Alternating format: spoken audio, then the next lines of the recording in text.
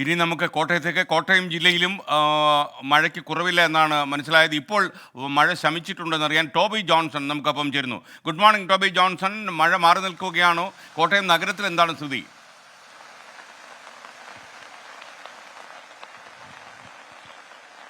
Good morning S K N. അതിശക്തമായിട്ടുള്ള മഴ ഉണ്ട് എന്നുള്ള കാര്യത്തിൽ യാതൊരു സംശയവുമില്ല. കാരണം നമ്മൾ ഇന്ന് ഇപ്പോൾ ഏറെ ദൂരം സഞ്ചരിച്ചു. ഞാനിപ്പോൾ നിൽക്കുന്ന കടുത്തുരുത്തിയിലാണ്. രാവിലെ കോട്ടയത്തുണ്ടായിരുന്നു. അപ്പോൾ നമുക്ക് കാണാൻ സാധിക്കുന്നത് ഈ മേഖലകളിലെല്ലാം തന്നെ ശക്തമായിട്ടുള്ള മഴ പെയ്യുന്നുണ്ട്. ഇന്നലെ വൈകുന്നേരം തുടങ്ങിയ മഴയാണ്.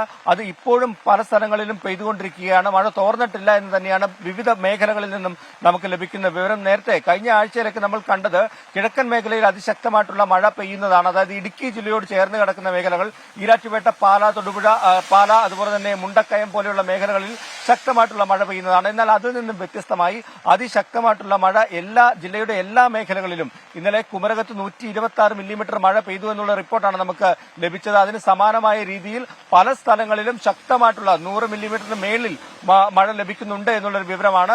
താഴ്ന്ന പ്രദേശങ്ങളിൽ വഴികളിലുമെല്ലാം വെള്ളം കയറി നിറയുന്നു. അതായത് ഒഴുകിപ്പോകാൻ സംവിധാനമില്ലാത്ത പല സ്ഥലങ്ങളിലും വെള്ളം കയറുന്നതായിട്ടുള്ള വിവരമാണ് നമുക്ക് ലഭിക്കുന്നത്. മീനച്ചിലാറ്റിലെ ജലനിരപ്പിന്റെ വിവരങ്ങൾ വന്നിട്ടില്ല. അത് ഉടൻ തന്നെ ഏകദേശം 10 മണിയോടുകൂടി തന്നെ ആ ജലനിരപ്പ് ഉയരുന്നതിനെ കുറിച്ചുള്ള വിവരങ്ങൾ ലഭിക്കും. എന്തായാലും അതിശക്തമായിട്ടുള്ള മഴയാണ്. കഴിഞ്ഞ വേനൽ മഴ പോലെയൊന്നുമല്ല.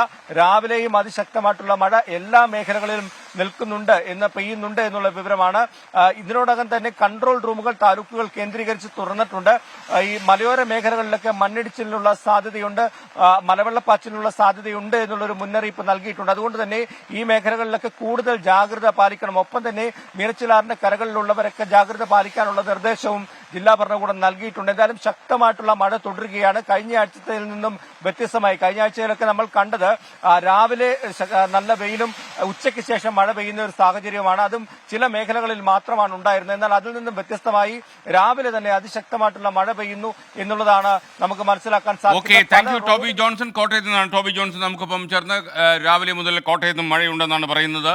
പ്രേക്ഷകർക്ക് ദൃശ്യങ്ങൾ അയക്കാനുള്ള നമ്പർ നിങ്ങൾ സ്ക്രീനിലേക്ക് നോക്കുക. സ്ക്രീനിന്റെ താഴ്ഭാഗത്ത് ആ ടിക്കർ മേഖലയിൽ ഇപ്പോൾ നമ്പർ കൊടുത്തിട്ടുണ്ട്. നിങ്ങൾക്ക് ദൃശ്യങ്ങൾ അയക്കാം. നിങ്ങളുടെ ദൃശ്യങ്ങൾ നമ്മൾ പരമാവധി ഉൾപ്പെടുത്തും. വാർത്തകളും ദൃശ്യങ്ങളും ഒക്കെ ഈ വാട്സാപ്പ് നമ്പറിൽ നിങ്ങൾക്ക് അയക്കാം. മഴക്കെടുതികളുടെ വാർത്തകൾ കൂടുതൽ അറിയാൻ ഇപ്പോൾ കിട്ടിയത് ടിക്കറിൻ്റെ ഈ ഒരു റെഡ് കളർ, ഇപ്പോൾ മഞ്ഞ കളറിൽ കാണുന്ന ഭാഗത്ത് നിങ്ങൾക്ക് വാർത്തകൾ ലഭിക്കും. ഏറ്റവും ലേറ്റസ്റ്റ് അപ്ഡേറ്റ്സ് ആയിരിക്കും എല്ലാ ജില്ലകളിൽ നിന്നും നമ്മുടെ പ്രിയപ്പെട്ട 24 ആർമി റിപ്പോർട്ടേഴ്സ് നൽകുക. നമുക്കൊപ്പം തന്നെ തുടരുക. ഇപ്പോൾ സമയം 7 മണി കഴിഞ്ഞ് 34 മിനിറ്റും 21 സെക്കൻഡും. അപ്പോൾ ഇനി നമുക്കൊരു ചെറിയ ഇടവേള പോകണം. എല്ലാ ജാഗ്രതകളും പ്രിയപ്പെട്ട പ്രേക്ഷകർ എടുക്കണം. ഈ മഴക്കാലമാണ്. റോഡിലൂടെ ഡ്രൈവ് ചെയ്യുന്ന ആളുകളൊക്കെ തന്നെ തെന്നിത്തെറിച്ച് കിടക്കുന്ന റോഡിലൂടെയാണ് കടന്നു പോകുന്നത് എന്ന കാര്യം മനസ്സിൽ സൂക്ഷിക്കുക. നിങ്ങളുടെ ജീവൻ വളരെ വളരെ വിലപ്പെട്ടതാണ്. നിങ്ങളെ കാത്ത വീടുകളിൽ ആളുകൾ ഇരിക്കുന്നുണ്ട്. ലോകത്തെവിടെയായാലും ഏത് സമയത്തും 24 വാർത്തകളും ഓഗ്മെന്റഡ് റിയാലിറ്റി പാക്കേജുകളും എക്സ്പ്ലെയിനറുകളും വിശദമായി കാണാൻ ഞങ്ങളുടെ യൂട്യൂബ് ചാനൽ നിങ്ങൾക്ക് സബ്സ്ക്രൈബ് ചെയ്യാം.